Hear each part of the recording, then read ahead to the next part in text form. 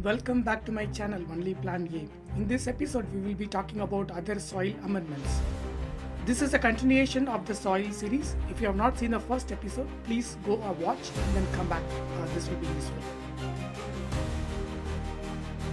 In this episode we will be talking about perlite, vermiculite, peat moss, coco peat and then leaf mold. So perlite. Perlite is formed from volcano glass. On the other side, vermiculite is basically a magnesium, aluminum, iron, silicate mineral. Both are considered as inorganic materials. They don't decompose in the soil. Let's try to understand the various other properties. Now let's start with perlite. I am adding water to check the water retention. It does not hold any water as you see here, and it's best for the aeration. Roots get more air in this. The drainage is also the best. Almost every water has actually come out in this. Now let's try to understand how vermiculite behaves in terms of water holding. I'm adding water into this vermiculite now. If you see that vermiculite is holding some water compared with perlite. So in terms of water holding capacity, yes, vermiculite is better. Vermiculite can hold some water compared with perlite. I compare the differences between perlite and vermiculite here, and you notice that vermiculite is holding some water in this. Now let's talk about the next property, which is fertilizer and fertilizer holding capacity. Both of them does not have any natural fertilizer, and in terms of holding, vermiculite is better. pH level, both are neutral, so no worry about it. Where do we use perlite? Perlite is best used in dry loving plants like cactus, succulents, etc. Vermiculite on the other side is moist loving plants. And also vermiculite is used in the seed potting mixes. Now let's compare between peat moss versus coco peat. Peat moss is basically come from the plant-based material, which is a decomposed organic material from the peat bogs.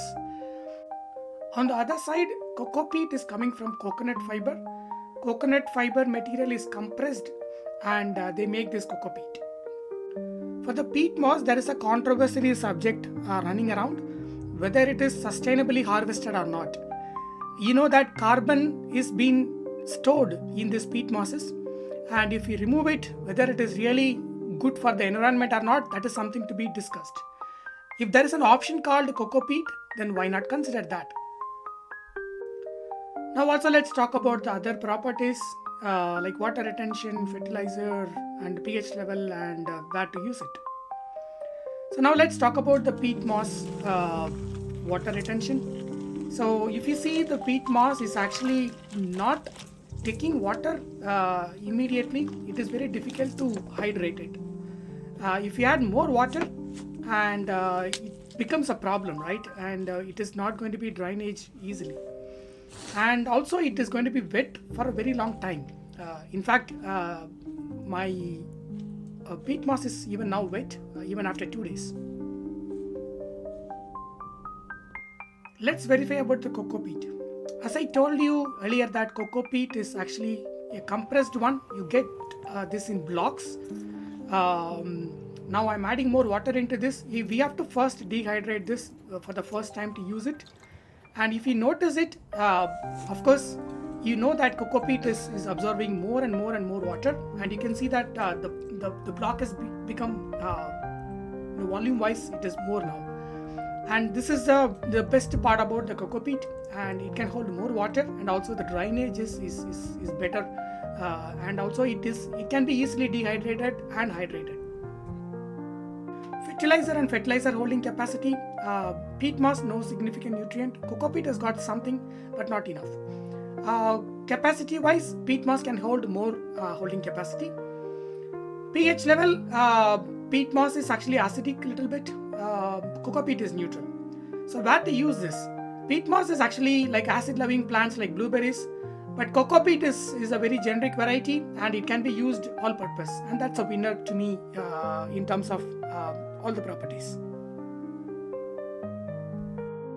Next topic is leaf mold or the humus or the fuyodo in Japanese. It's a completely organic matter, breakdown from the fungus. A lot of mulching benefits, generally improves the soil and good water retention and drainage.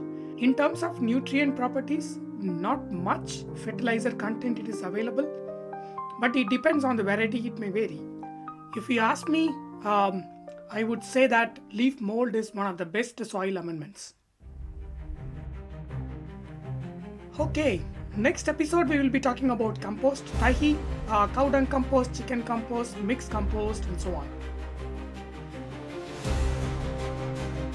Thank you for watching. Please support with your likes and subscribe. Looking forward for the next episode. Bye bye.